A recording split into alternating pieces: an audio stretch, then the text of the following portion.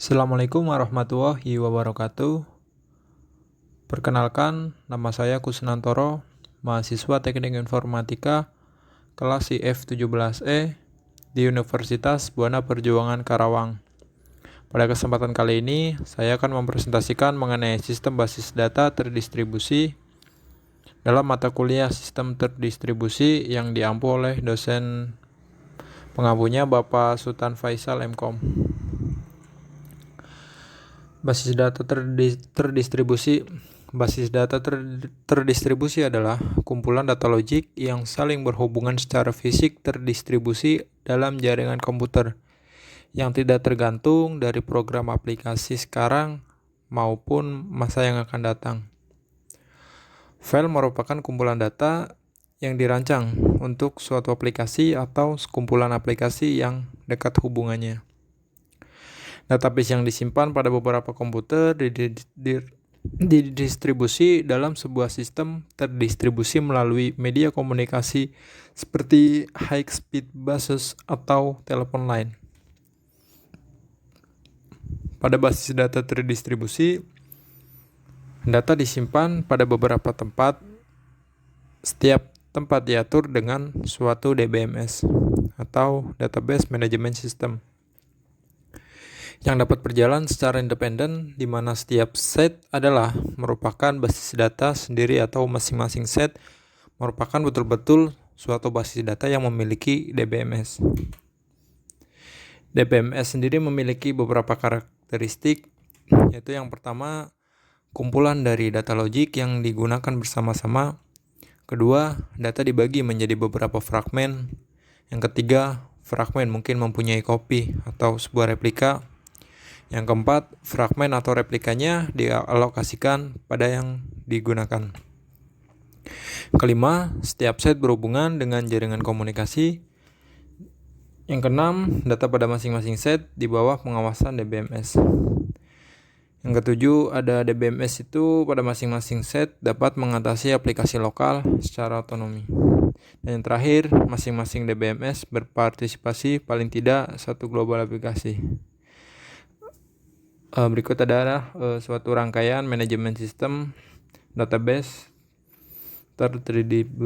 terdistribusi. Untuk menjaga agar basis data yang terdistribusi tetap up to date, maka ada dua proses untuk menjaganya, yaitu replikasi dan duplikasi. Replikasi sendiri digunakan suatu perangkat lunak untuk mencari atau lebih tepatnya melacak suatu perubahan yang terjadi di satu basis data. Setelah perubahan dalam satu basis data teridentifikasi dan diketahui, baru kemudian dilakukan perubahan agar semua basis data sama dengan yang lainnya. Proses replikasi memakan waktu yang lama dan membebani komputer karena kompleksitas prosesnya.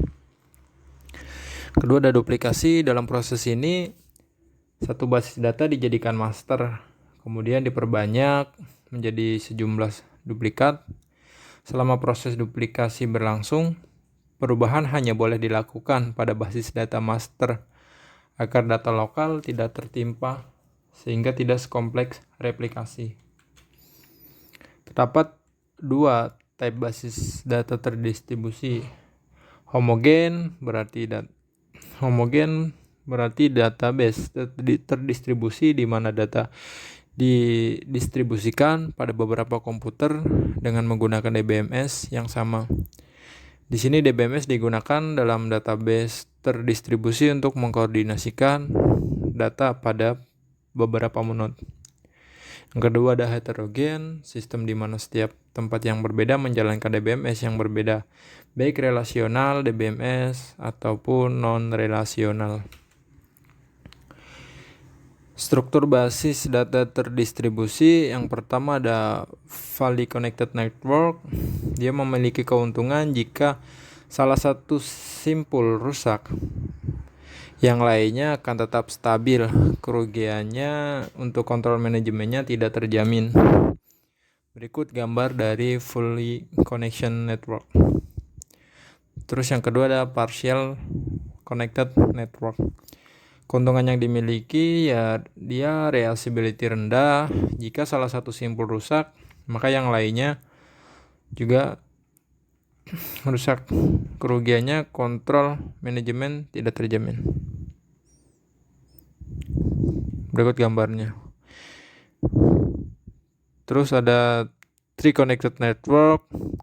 Keuntungannya bersifat sentral, setiap proses dimulai dari bawah, kontrol manajemen lebih terjamin. Kerugian jika simpul rusak, maka semua akan rusak. Berikut adalah gambarnya. Terus ada ring network. Keuntungannya jika salah satu simpul rusak, maka yang lainnya masih tetap berjalan. Kerugiannya kontrol manajemen kurang terjamin karena bersifat desentralisasi. Berikut adalah gambar dari ring network. Berikutnya ada star network. Keuntungannya kontrol manajemen lebih terjamin karena bersifat sentral. Kerugiannya jika simpul rusak, maka yang lainnya juga akan rusak. Berikut adalah gambar dari star network.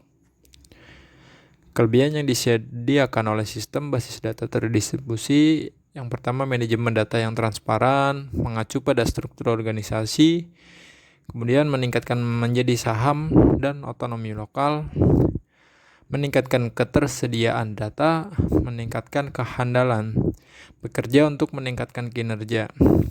Kekurangan sistem basis data terdistribusi, kompleksitas manajemennya, kemudian kontrol integritas lebih sulit, biaya pengembangan relatif mahal, masalah keamanan, kesulitan standarisasi, menambahkan kebutuhan penyimpanan, lebih sulit untuk mengatur lingkungan data.